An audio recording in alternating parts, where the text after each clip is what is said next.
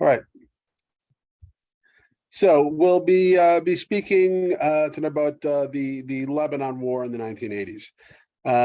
So for those who may recall, the Israelis had completed the 73 war, started very awfully, did end in a victory. We'll revisit that.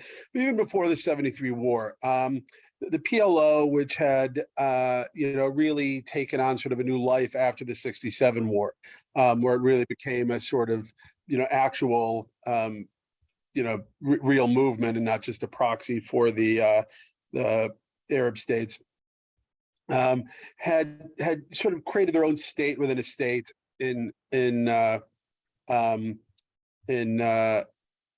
Jordan. And we're this is sort of the golden age of international terrorism. They're hijacking planes, sometimes bunches of them at once, leading in 1970 to King Hussein, kicking the PLO out of Jordan. Just hold on a second. I just want to this, for the, in case anybody has a question. Because I have a little video clip later on. I can't see your screens because it's optimized for that. So if you have a question, just let me know. I will deal with it, but I can't see it if you raise a hand or something like that. Anyway, so the PLO moves to Lebanon, and to a great extent, Lebanon was an ideal situation and similar in some respects to Jordan. You had a large population of Palestinians living in refugee camps. Unlike in Jordan, where they had been given citizenship, in Lebanon, they weren't given basic rights. They weren't allowed to integrate into Lebanese society. So you had a pretty good pool to recruit people from. You had a border with Israel, right? Pretty essential there. And the Lebanese government was weak. It was fragile. And going back to the beginnings of the country, or beginnings of Israel, certainly, Lebanon was very interested in sort of proving its Arab nationalist bona fides to the rest of the Arab world, right? Where you had,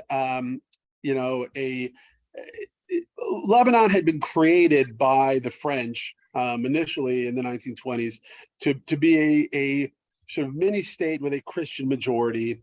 The assumption being that it would be friendly to the French, right? The French had actually, when they had taken over what they would call the Mandate of Syria, had contemplated splitting Syria into about 3 or 4, or maybe 5 actually, smaller states, right? There'd be a Christian state, a Druze state, a Sunni Muslim state, an Alawite state, maybe something else.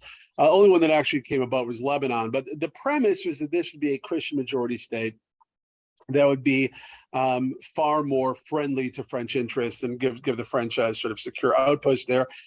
But already by the 1930s, it was becoming evident that the Muslim population was reaching this. Right from the start, it was a very, very fragile Christian majority. By the 1930s, it seemed that majority was going to be disappearing pretty soon. So Lebanon hadn't even had a census since the 1930s, because they were afraid of what would happen. So it was nominally a Christian state. It did have Christian government, dominated government, although again, they had an agreement where different segments of society controlled different positions in government. But the Lebanese government was, to a great extent, interested in doing what minimum they could to show that they were, sharing the Arab nationalist goal of destroying Israel without actually doing much about it. So the PLO was able to set up these camps, and very quickly was able to sort of create their own state within a state there. And would use Lebanon both to launch attacks across the border and around the world, right? So this again is the 1970s. It's a time where the PLO is, sort of involved with a bunch of groups around the world. Again, this is, like I said, the golden age of sort of international terror. You have Red Brigades and Red Army factions and all these different groups in Europe and Latin America and so forth. And so Lebanon serves as a useful headquarters, both to attack Israel, but also to train and send out groups like Black September, the group that participated in the Munich Olympics massacre and so forth. Lebanon takes on an even larger significance after the 73 war. When Israel agreed to withdraw from some of the territories, the Syrian territories that it was occupying at the end of the war, an agreement was worked out. I'm not sure how formal it was, but that Assad would keep the border between Syria and Israel calm, right?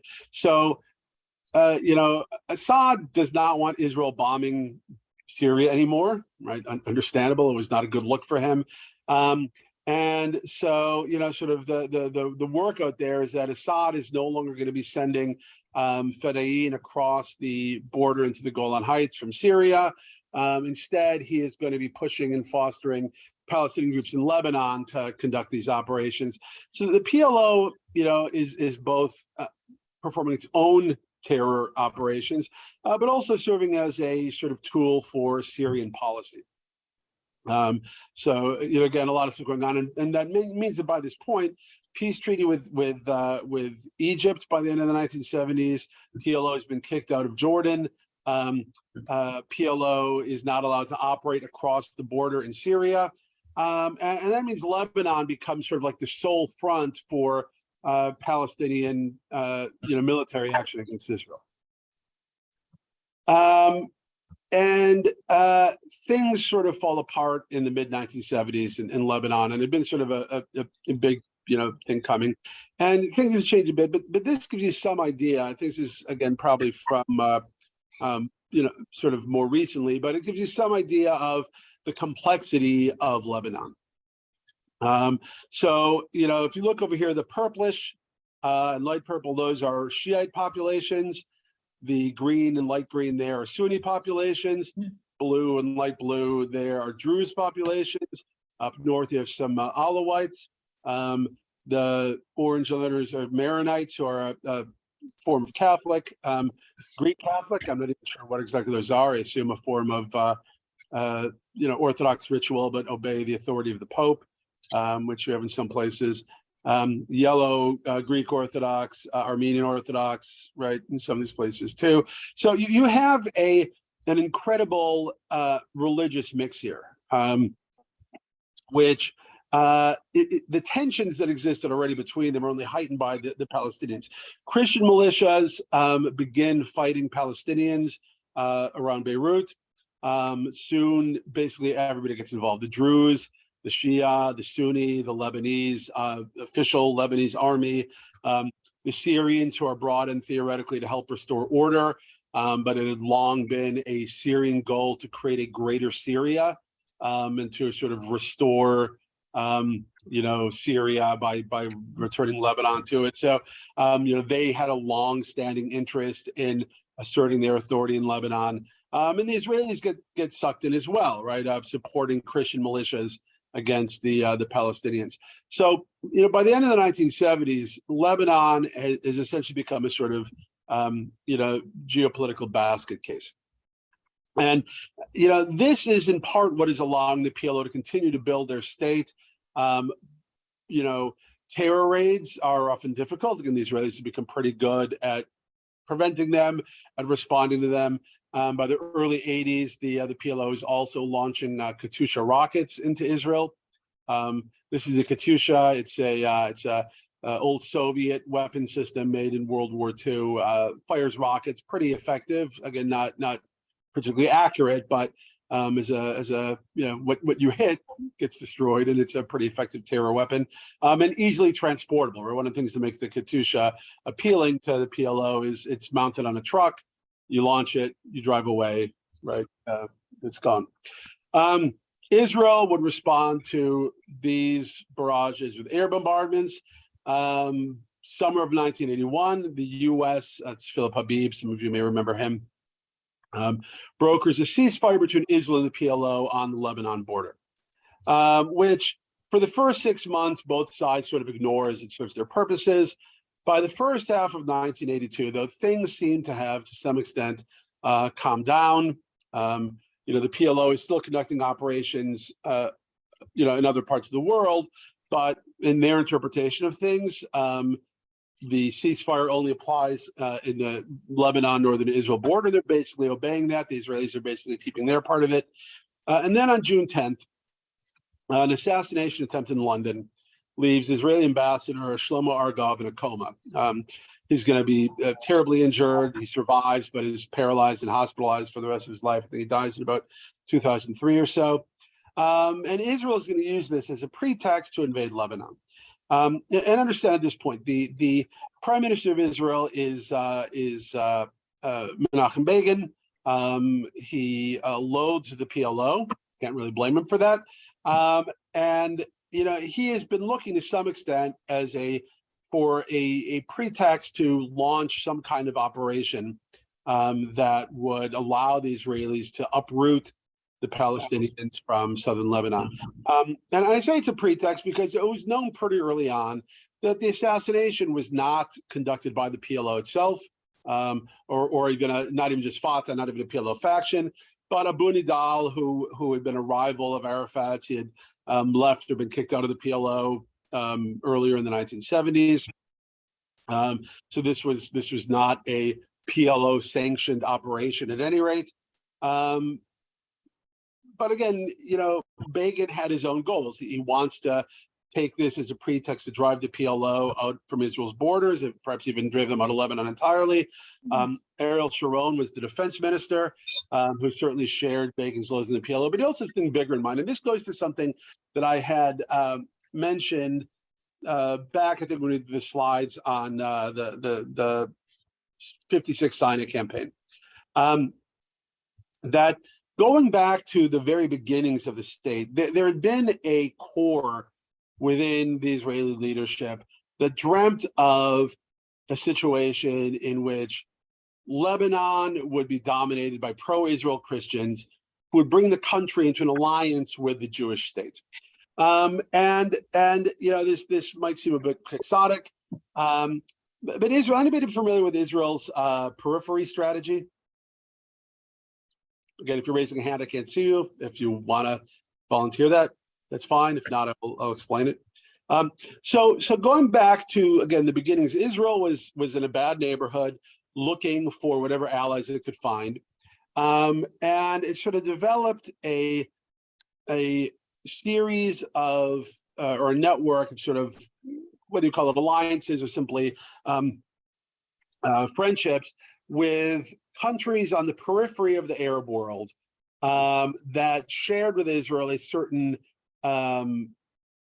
rivalry or animosity to the Arab countries. You had Iran, you had Ethiopia, you had Turkey, right? Ethiopia's a Christian country. Turkey and Iran were majority Muslim, but secular and non-Arab. Excuse me. And to this extent, Lebanon, although hardly peripheral to the Arab world, sort of could fit in, right? This is a country which, if you could get the Christians to adopt these policies, right, there is a significant enough Christian population that it could perhaps be a country that you could peel away from the Arab League and buy Israel, greater security and recognition and so forth. So this had been something that they'd been talking about for a long, long time. So Sharon and the chief of staff, Raphael Eitan, present to Begin and the cabinet two plans. The first plan is called Big Pines. This is an invasion that would drive all the way up to Beirut, right, to sort of cut the Beirut-Damascus highway, right? That would be the northernmost expansion. And the idea there is the IDF would link up with the Christian militias under the authority of a guy named Bashir Gemayel. Bashir's father, Pierre, founded the Phalange militia back in the 1930s. That was the main Christian militia in Lebanon. Pierre Gemayel had long been sort of a figure that Israelis had tried to cultivate without great success. And the assumption there is that, great, we'll link up with that. This will give us the boost to put Bashir Gemayel in power. He will recognize the state of Israel, right? PLO will be destroyed, problem solved. Begin said no, right? Not the kind of project or campaign he was interested in. So the defense minister and the chief of staff offer him another possibility, okay? Little Pines, a limited offensive which would be to advance 40 kilometers, right up a little past the Litani River probably, and drive the PLO, secure that area, and keep the PLO from Israel's borders. Begin agrees to that. The cabinet agrees to that. But it's worth pointing out, and again, this is something I've discussed in previous slides as well. Ariel Sharon generally took a fairly lax view when it came to following orders. Sometimes this worked out well, sometimes badly, but in his view, right, orders were sort of more suggestions, and he followed them to the extent that they were sort of beneficial to him. So he had gotten clear sort of view from Begin that while the operation was Little Pines, you sometimes have a certain amount of mission creep, right? Like, okay, great, you're supposed to go 40 kilometers, but if there are Palestinian forces 42 kilometers away, you're not going to just let them go. If the Syrians pose a threat to your northeastern flank, you might have to address the Syrian issue. So he gets Begin's approval for a limited operation, but he knows right off the start that he's going to take that as a pretext to go further for his major plan. So this begins on June 6th, Operation Peace for Galilee. Understand this is a different kind of operation from things that Israel has fought before, right? The PLO is not a trained army.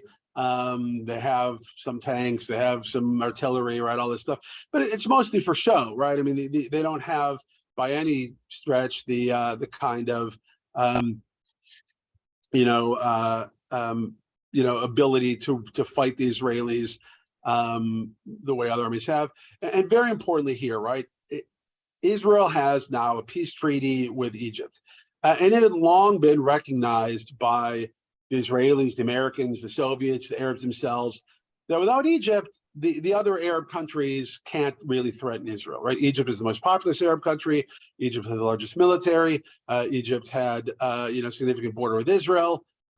Without Egypt and the threat of Egypt at this point, and you have, not just the treaty, but there are multinational force observers, and I don't just mean the UN, right? The United States has had always keeps a small military force in Sinai as part of a multinational force of observers to keep the peace. So Israel, for the first time, can really operate freely, right, in a significant military operation without concern about their southern front.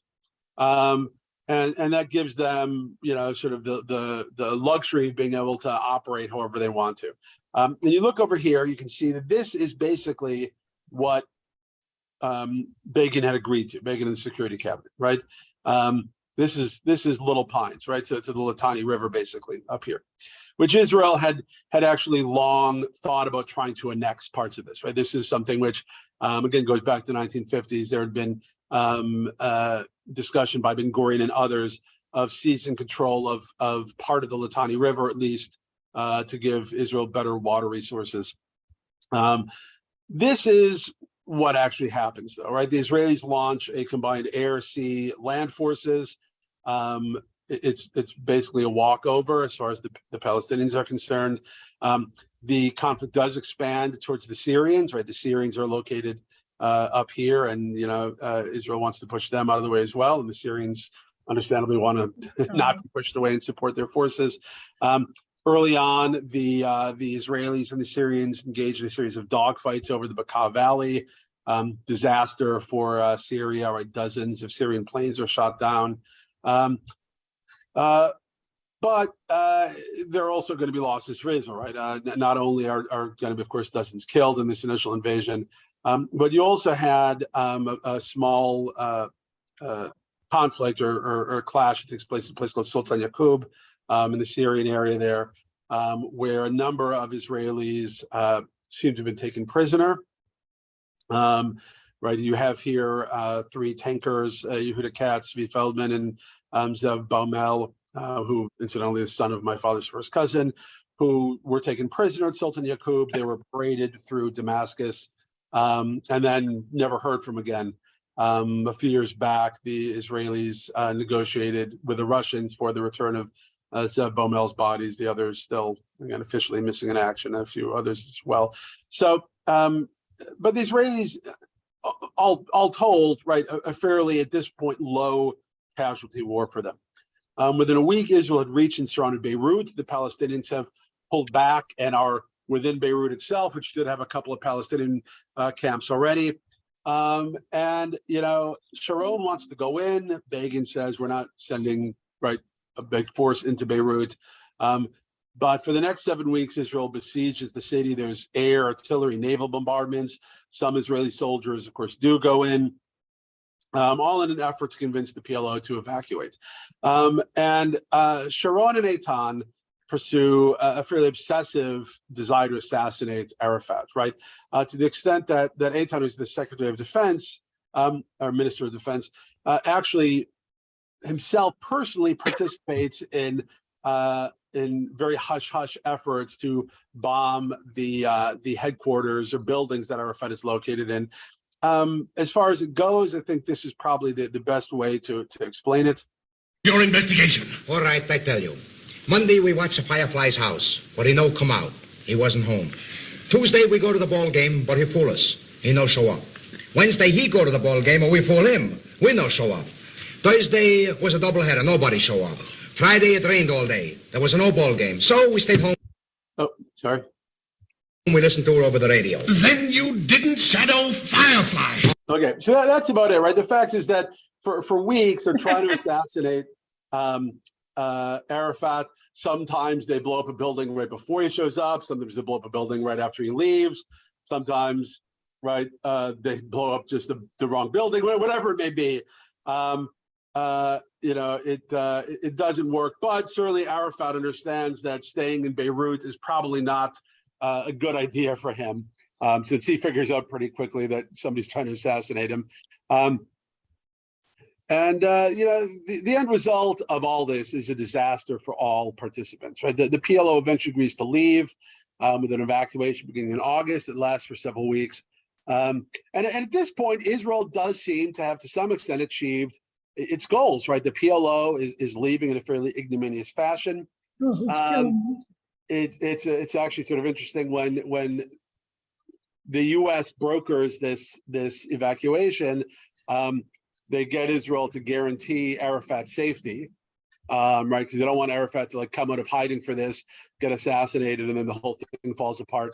So the Israelis wanted to show the Americans that they could have killed him and didn't.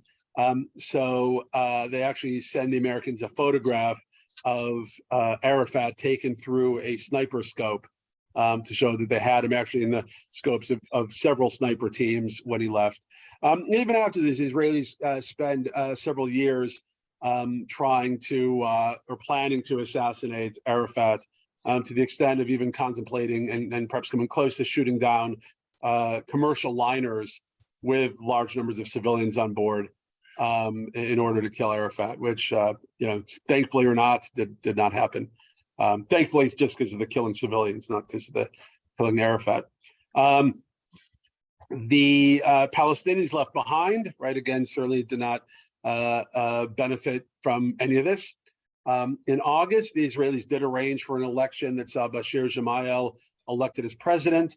And from Sharon's perspective, great, this was going to be the big payoff, right? The dream of decades is going to come true. So Bashir Gemayel, in fact, signs a treaty, but he says basically, great, I signed it, right? But it's not valid until it's approved by the Palestinian people through the Palestinian Assembly or Parliament, whatever the term is. And, you know, Gemayel certainly owes his success to the Israelis. The rest of the Palestinian population is not particularly eager to ratify this. Doesn't look like the treaty is going to be signed anytime soon or ratified anytime soon. And it's all rendered irrelevant by Gemayel's assassination on September 14th. And it again became evident fairly early on that the assassins were sent by the Syrians. But the Phalange wanted blood from the Palestinians. Again, they see this again as an opportunity to get payback for, a number of things and kill some Palestinians and drive some more out. And they tell Israel that they are going to enter the Sabra and Shatila camps, which are two refugee camps in Beirut, to, quote, clear out terrorists. And the Israelis on the spot certainly understood that it's not just terrorists they're going to be killing. Israelis are reporting, right, who were there later on, that they saw the Palestinians, the phalangists sharpening knives, talking about the raping and the killing and the looting they're going to be doing. For several days, the Israelis provide protection. They provide lighting for the phalangists while they go through the camps, killing. Lowest figures are 700, high figures, right, in the thousands of this. And I listen, I highly recommend, whatever your politics are, Waltz with Bashir, remarkable movie by Israeli filmmaker and veteran of the campaign. Really remarkable stuff. Remarkable piece of filmmaking, whatever you might feel about anything else, but gives a good insight into sort of the way that people in these circumstances are always able to sort of separate themselves from responsibility. I'm just turning on a light. I'm just providing protection. I'm just providing a car, right? And if they were really doing something wrong, right, well, somebody higher up than me would, surely stop it. What's the name of the film? I'm sorry. Waltz with Bashir. Waltz with Bashir. Yeah, it's right. Yeah. It's an animated movie. It's animated. It's a great movie. Great. Yeah, and I'm going to say, it's actually one of the things that makes it so remarkable to me is that generally when somebody makes a documentary, when you actually want to get to the historical reenactment part, right, there's a fakeness to it, right? If you're going to reenact it, it's going to look fake because it's a reenactment, right? They're not the people involved, right? It's not, right? You got actors, because this is all animated, like in a realistic fashion, there is no sort of break between the reenactment part and the narration, right? Meaning that when Ari Folman, the filmmaker, he goes around and talks to some of his old unit members because he's having nightmares and can't quite remember all the things that happen. And when they start going into flashbacks, there's nothing cheesy about it. It's not, because everything is animated. The reenactments are as realistic as like the contemporary things. Remarkable piece of work. Anyway, highly recommend it. So certainly the Palestinians left behind, not great for them. People of Lebanon. The Israeli invasion shatters what little coherence Lebanese society still might have had. Again, it was in the midst of a civil war already, so it's not like Israel comes in and destroys the utopia. And when the state is put back together, it's put back together with a far greater threats both to the people of Lebanon and to Israel than the PLO was. So the PLO had created a state within the state. Hezbollah is going to take control of the state, right? So it's an interesting, when the Israelis first invaded, there are a number of Shias who actually welcomed them. Like in their view, like, great, the Israelis have come in, they got rid of the PLO, fantastic, thank you very much, time to go. But this invasion is taking place 3 years after the Iranian Revolution. Iran sees certainly an opportunity to exploit in Lebanon, and they will, through Syria, provide tremendous support for Amal and Hezbollah. That is part of the legacy of this. And for Israel, a disaster as well, right? And it's worth pointing out here, right? I mean, the world opinion, or the opinion of many people around the world towards Israel, didn't just change for no reason, right? There were things that happened. One of those things is certainly the siege of Lebanon and Sabra and Shatila. The reality is, any way you want to cut it, you've got Israel shelling a city with hundreds of thousands of civilians, and people are getting killed. And these are being transmitted, right? No, I say people, I mean civilians, I mean women, children, whatever may be, buildings destroyed, right? So, and unlike earlier wars for Israel, this was not viewed as scrappy little Israel fighting against insurmountable odds, right? It's not 67, it's not 73. this is the most powerful advanced military in the region, choosing to invade a neighboring state, which again, one can argue certainly, and I would, that there are legitimate grounds for getting rid of the PLO and so forth, and shelling a city and standing idly by while its proxies murdered civilians. And there was just no way around this, right? It's not just outsiders who felt this way, right? Israel itself is beset by protests. There are huge anti-war demonstrations, numbering hundreds of thousands of people, some like 10% of the population or so. There's tremendous soul searching. A special commission is convened, the Kahan Commission, which investigates the war itself. And most of what we know about Sharon and his actions come from the Kahan Commission itself. Like, this isn't like, radical leftists accusing Israel of this. This is what the Israeli government found, and felt that Sharon bore a certain degree of responsibility for what happened at that. And it's not something that ends in 1982, right? The fact is that in the wake of this, Menachem Begin's wife died. He enters a deep depressive state. The last year or so of his premiership, he is not really, or prime ministership, he's not really involved in anything, right? I mean, he's more or less checked out. And Sharon essentially is able to sort of, call the shots when it comes to what's going on in Lebanon. Sharon's exit strategy was based on Bashir Gemayel signing this peace treaty and happy ending. Gemayel's brother becomes president. He's not going to sign the treaty. The treaty becomes a dead letter. And the Israelis end up occupying southern Lebanon as a security zone, and remaining in this sort of like unwinnable conflict until 2000. So again, for Israel, this was an ongoing open wound, and to some extent of their own making. And again, the PLO was an incorrigible enemy, but the PLO's power was far more limited than Hezbollah's would become, right? Which again is part of the legacy of this. And ultimately, it's also not coincidental that the Intifada broke out in the wake of the PLO's evacuation. And look, it's interesting when you look at the development of the PLO and Palestinian national identity, right? And I made this point in the beginning of all these classes, right? Because again, the idea of the Palestinians are a nation. Nations are formed when a group of people believe themselves to share a common and unique history and identity, right? History and future. It's something that shapes them as a different experience from anybody else, right? So while in 1916, let's say, there's no question that there's no difference between the Arabs living in Palestine and the Arabs living in, or what will become Palestine, and the Arabs living in other parts of the Ottoman Empire. That's not the case by 1968, right? Where you've got a group of Arabs who have undergone a set of experiences no other Arab peoples have shared, right? And that forms them into a people, right?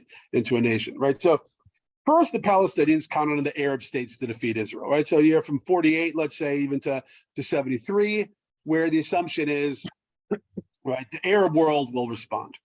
And by 73, if not certainly 67, that became increasingly unlikely, and you start to see the rise of the PLO. And then for a decade or so, this thought is that the PLO would defeat Israel, right? So a lot is invested in that. After the PLO leaves Beirut and goes to Tunisia, for the most part, Tunisia, the Palestinians themselves realize, the ones in the West Bank and Gaza, there's nobody else who's going to defeat Israel, right? If we're going to get rid of the Israeli occupation, if we're going to get rid of Israeli rule, we're the only ones who can do that. And that goes a long way to explaining, again, the Intifada, which also bad news for the Jews and certainly the Israelis in any number of ways. So what's the takeaway from all of this? When I say all this, I mean the last 6 weeks. I would say that the Israelis built a remarkable military in many ways.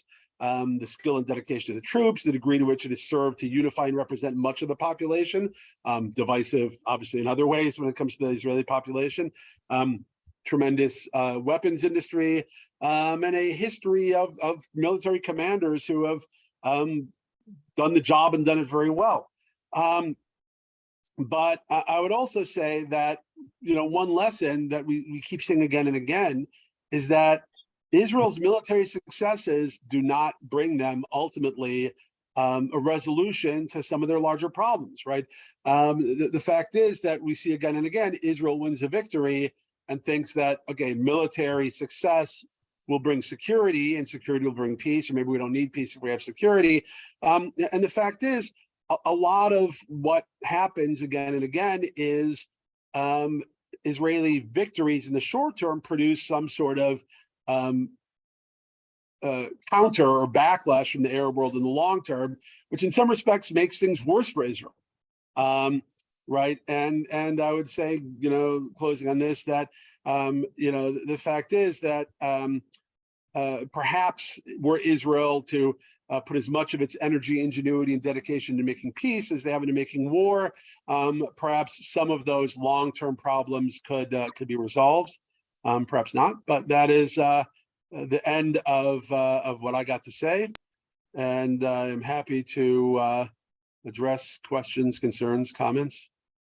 So one particular question in 82, let's call it medium pine. Yeah. I like that. Yeah. And you can have it. Medium pine seems to work. Were the Phalangists, was the Phalangist militia informed in advance, and basically, because we didn't want to attack them. Yeah, good. So yeah, it's an interesting. So were they complicit in that invasion? Were they were they one wing of the Israeli force, or did they just stand aside? What was it? That's what I wanted to get to. Is that what seemed to be the case? Is that in the same way sort of that the Syrians and the Egyptians each thought in 73, well, the other guys will fight so we can get what we want. The Israelis presented, or at least Sharon presented to Begin, hey, listen, you know what? We're not even going to have to do much fighting because we've got our Phalangist allies. We're just going to be going in, knocking out the PLO, and then the Phalange can be the ones to go into cities and camps and stuff like that and deal with the stuff. So the Israelis, at least some Israelis, assumed that Phalange would be doing a lot of the fighting on their behalf. The Phalange, by contrast, saw this as their dream come true, which is that the Israelis would come in and do the heavy lifting for them. So this was coordinated in advance. The fact is, going back at least into the mid-1970s and the beginnings of the Lebanese Civil War, Israeli military had been working with the Phalange, giving them some weapons and training and stuff like that. So they had pretty good relationship. And yeah, the Phalange knew in advance this was happening. The Israelis hoped for greater Phalange involvement, which did not really manifest. Yeah. Right. Joel? This isn't a question. I saw the movie, Waltz is with Bashir. The image that struck with me was they show some of the soldiers, like one of the soldiers putting on tefillin. And that struck with me. I went to Bnei Akiva for a few years, and that was, I'm not saying they had a poster like that, but that was the idea. It was a Kiddush Hashem that right. Soldiers putting on tefillin during battles. And this was the very opposite of that. I found it very haunting. And I'm not asking for any answers, but it was just. Look, you hit on something important. This is one of the reasons why the Lebanon War was so divisive in Israeli society, because you had a society which was accustomed to viewing its army as, like you said, performing Kiddush Hashem. Yeah. Right. I mean, other wars had always been seen as something which was essential, something which was clean. Right. You're going in. Right. I mean, there'd been, as I mentioned, some of these things which occasionally there were, massacres and things like that. But you could always put that off to sort of like, well, that was an accident. That was overreaching. That was something that went wrong. Lebanon became like, you couldn't argue that like the siege of Beirut was an oopsie, right? Yeah. You couldn't argue that the right? That this was something that Sabra and Shatila was just like, how could we possibly have known that these people were going to do that?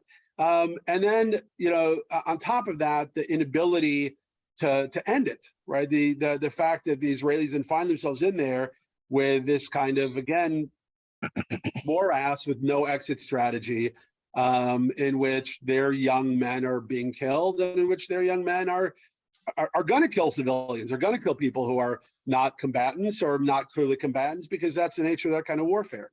So yeah, you're absolutely right. It should be haunted. Like, it was haunting to Israel. It was at 82. I remember that summer. This was in Toronto. Someone I knew vaguely. I was wearing just for kicks, a MASH T-shirt. They were very popular then. Had gas and came up to me and started screaming. What did you do? Just came back from murdering civilians in Lebanon. I mean, I met other Jews at the time who had things like not the same as that, but it's when actually the party that I used to belong to, political party, when it turned it became very ambivalent about Israel. Before, I read an article a while ago. The guy said that 67, this was a socialist party in Canada. He said 67 people were praying for it. Well, he didn't use the word pray, but people were really hoping there wouldn't be, in the Socialist Party, there wouldn't be another Holocaust, non-Jews. 73 already, they had problems, but 82, they just turned against Israel. Well, you know what, Joel, I'll borrow from Groucho Marx here. You wouldn't want to be a member of any party that would have you as a member. So in 82, I'm not anymore. In 82, what was the posture of the Syrian military in terms of intervening? They did not come in. Right. Well, so the posture of the Syrian military was that they intervened as Israel was advancing, and again lost something like 70, 80 planes. At which point, I think you actually covered that, right? Okay. Yeah. Right. So at which point, they were going to prove far more successful than Israel at having their Lebanese proxies do fighting for them, right? So for those who know, the Syrian government since the early 70s has been dominated by the Assad family, who are Alawites, which is a sort of curious offshoot of Shiite Islam. So although the Assads certainly are secularists, they have, for any number of reasons, been on very good terms with the Shiite leadership in Iran, and so they were able to again help build up Amal and Hezbollah to do sort of a lot of the fighting for them, and again with far greater success than Israel had getting the Phalange to fight on their behalf. And in 82, Arafat was definitely the PLO was definitely located in Beirut. That's where they were, right? So the PLO was located. The PLO is primarily located in the south near the Israeli border. Okay, but in Lebanon. Okay. Yeah. There were Palestinian refugee camps in a number of places in Lebanon, including in Beirut, from which the PLO did recruiting. When the Israelis come in, the PLO retreats very quickly from southern Lebanon, and a lot of them end up in Beirut. So when Israel reaches Beirut, there's no question. The PLO is at that point operating or hiding out, or within Beirut itself. The question is, how do you get them out, right? So the Israelis didn't want to go back to the status quo antebellum of just withdrawing, and then the PLO comes and takes back their positions on the Israeli front. So the decision was to force either the Lebanese to kick them out, or force the Palestinian or PLO to choose to leave. So the PLO left, but again, large numbers of Palestinians themselves remained behind. And in 82, there was not quite yet a Hezbollah. No, so those groups, Hezbollah and Amal, were both outgrowths of, well, again, to some extent, an outgrowth of two things. On the one hand, you've got the Israeli invasion. So, it's not hard to recruit young Shiite men in 1980, late 82, 83, 84, and ad infinitum to get the Israelis to go. And it's not hard because of what happened 3 years earlier in Iran to find the weaponry and the funding that you need for that. So, there were a number of factors that came together, and you don't have a Lebanese government really that can keep control of this stuff. So there are a number of factors that came together that created the environment for Hezbollah and Hamas.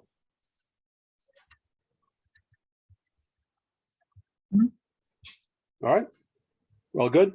Well, it's great. I mean, I made 1, 2, and 3. I caught 4 and 5 on YouTube. I actually haven't finished 5 yet, but Listen, watching all the people, I feel like Jimmy Stewart at the end of It's a Wonderful Life. Like I had like 2 people showing up the last couple of classes. I told my mother, like, listen, Ema, if you're the only person who is here tonight, I'm not giving a speech.